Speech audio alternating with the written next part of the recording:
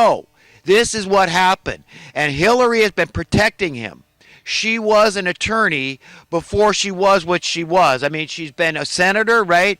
She was the top diplomat working for the State Department, the Secretary of State. The woman is useless, and she's done nothing but protect Bill Clinton, and she's done nothing but slam these women that have come forth and said these things. Your husband has forced himself on people. This is a matter of record, a matter of fact. Why the man never went to jail? It's a double standard. That's what happens. If you're moneyed enough, you pay bail. And if you look up the ancient definition of this word bail, you pay your bail, right? You can be a criminal. It's just like if you want to speed all the time, you just keep paying the fines. Your insurance goes up, you just keep paying more for your insurance. Nobody cares. You're moneyed. You can afford to be a lawbreaker. That's America in the 21st century, and it's disgusting. And I'm not going to stand here and tolerate it. If you want to, that's your business. But I'm not. I'm standing here telling you it's wrong. It's evil. We've been taken over by the black hats in high places. And we've all got to get it together and say, no, this is not the America I know. But look up the ancient terminology. Baal, it comes from worshiping Baal, B-A-A-L. Okay, these idols, these false gods, satanic worship is what we're talking about here. It's wrong, and it should not be the case. Nobody. The law should be the same whether you're a penniless pauper or whether you're a multi-billionaire. No difference at all. None. None at all. That's the America I want. That's an America that represents we the people, not we some of the people. And that's the only America I'm willing to fight for, okay? And that day has got to come. Now, Donald Trump has been against that war in Iraq ever since day one, and Hillary is lying straight up. Oh, no, you weren't. And then they say even these people that are running the debates, the debate moderators, they're picking on Trump. Okay, it's obvious what's going on here. They're trying to rig the election through the press, through the media. That's what Trump is talking about. Look at the rallies. Trump didn't bring this up at the last election. I haven't watched the whole debate yet, but at the last debate, he didn't bring this business up. How there's tens of thousands of people are showing up at every single Trump rally. Overflowing crowds. And Hillary can't get 200 people at her rallies. Okay? It's all hogwash. He's probably winning by a huge margin, and the press is still out there. Some of them, NBC's own polls, they're showing that she's 11 points ahead. They don't tell you what the accountability is, how we can vet these polls. When then you find out anybody that digs even a little bit into these finds out that they are polling far more Democrats in these polls than they are Republicans, okay? So they're very biased, very unfair. They are trying to just usher Hillary in without any truth, any fact, any reality. So when they want to call this a democracy, no, it's a sham. That's what they're trying to do here. They're trying to pull a sham, a charade. And I'm glad that Donald Trump has said what he said when he said, look, you know what? Don't try to tell me am I going to, just let Hillary steal the election from me the way Bernie did. Oh, Bernie, you know what? You're pathetic, man.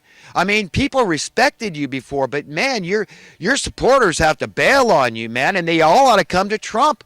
Don't go to Hillary. She stole it from Bernie. I like Bernie. A lot of people like what Bernie had to say, especially about Wall Street and the big banks. He's right.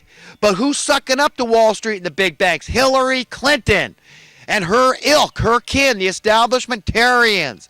Come to the light. Come to the truth. Okay, come to the renegade against the establishment. Come to Donald Trump. Okay, but Bernie Sanders, when you know that she stole the election from you, for you to support her in spite of that fact, man, you're pitiable. You're pathetic. I don't know how you're going to, your conscience is going to, let you rest at night. I don't, and, last week I was talking about the discipline, the way a parent disciplines their children. And there's a lot of ways that we could be creative and disciplined. I don't believe in punishment. I don't believe in physical violence. I don't believe in corporal punishment, for example. But I believe in tapping into the way God does it. And the way God does, how does he discipline us? Through conscience. Okay, the conscience. You're supposed to welcome the conviction of the Spirit of truth in. That's why we feel bad sometimes when we do things that we know deep down inside they're not us, but still we do these things. We're weak and fallible. We fall down, we fall short, and we do stupid things. We think stupid things, that's where it starts, and then we act out on those stupid things. And later we feel what? We feel empty. We feel guilt-ridden. We just don't feel right, and that really is the Spirit of God is disciplining us and telling us, look, you don't want to be that way. You want to throw that away. Yesterday is gone. All you've got is today and the future. You know, you can turn back a clock, but you can't turn back time. And you've got to say, look, I am going to be true to myself even if I fall a billion times, even if I never successfully overcome this thing. It doesn't really matter because God's grace is sufficient. Every time I fall, he's going to forgive me if I confess, if I admit the truth, if I say, this is not ideal, this is what I would like, would be ideal, God, if this was a scenario. Remember, none of us know true reality. In order to know true reality, we'd have to be born free. And what are the implications? What does that mean by being born free? Well, for one thing, you can't be born to the money masters. You can't be born beholden to these people. But who isn't? Who isn't born beholden to them? Your parents were born beholden. Were you born for free? Were your diapers free? Okay, were your clothing free, your food, your water, your shelter, anything? Nothing is free. We're born into servitude, into slavery. And these rulers, though, that were born, some of these people with a silver golden spoon in their mouth, really, your Rothschilds, your Rockefellers, your Bushes, your Clintons, all these type of people out there, who they raise their deranged kids and think this is all okay. Yeah, it's all right. You know what? There's nothing wrong with inheriting this great wealth. My parents were great people and all this. Well, we all know if you learn about how the Rothschilds made their money, it was racketeering. It was cheating, thieving. That's how these people operate. They're underhanded. That's how they got to their great positions, stealing the wealth of the world. This is satanic. It's just like, the devil, taking Jesus up on the high mountain, Jesus following him up there and look, bow down and worship me and I'll give you all the splendor of the earth. And Jesus said, you know what? No way, man. I'm not doing it. Okay? I'm not gonna, you know what? There's one God, and God above is the one that is the creator God. Although God made Satan, he made the devil, he didn't make him evil, though. He created Lucifer, a very high-ranking angel, a cherub, if you will, like Michael the archangel. Gabriel was an archangel. And Lucifer and Gabriel were these two that created this cherubim over God, is the way the story goes. Lucifer went astray because he wanted God's position.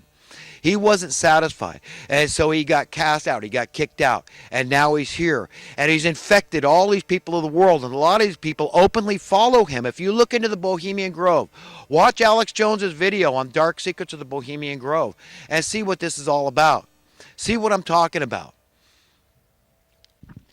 I wanted to point out right now that initially my gut reaction to Donald Trump run for presidency was very negative. I said, oh my God, this glorified landlord running for president. It was the same as David Knight, who is one of Alex Jones's reporters. Okay, we had the same exact initial reaction. And now we're both completely on board because we see where this guy is coming from. So don't anybody think that I'm blindly just, believing that what this guy says. I believe that he cares about America. The man believes in prosperity. I believe he's an egalitarian. And he knows he's a smart guy, and he knows our problems are all about economics. Okay, if you end poverty, do you understand what happens to crime? Crime plummets almost overnight if you ended poverty. Dubious war, they can't get these dubious wars started. Guys are going to question. They're going to say, I'm not going to fight for that. You guys are the black hats. I'm not going to go fight against the guys that are in the right. I'm not going to go fight. Our guys aren't going to go fight with Putin and Russia. They're not going to do it. Okay, so forget that idea. We're not going to war with Russia. We got these blowhards in high places, these black hats, that want us to instigate Third World War because the economy is destroyed. They know it.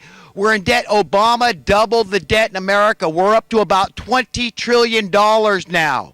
That's how Obama has been skating by. doubling the debt and just giving all this money to the rich cronies out there. Okay, so we're not going to do it. We're not going to go to war against the Russians. Our guys just aren't going to do it. Okay, so if you black hats want to go fight, go. But you're going to get your butts kicked. Watch. Now, I want to make a point on equality because a lot of people think, oh, we're never going to be equal. Well, whatever the case may be.